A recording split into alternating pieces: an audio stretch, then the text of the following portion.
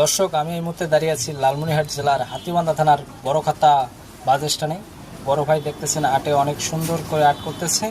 আপনারা যেখান থেকে এই ভিডিওটা দেখতেছেন অবশ্যই বড় ভাইয়ের কাছে আসে বিভিন্ন ধরনের যানবাহন বা বাসাবাড়ি, অফিস আদালতের আর্ট করে নিতে পারবেন।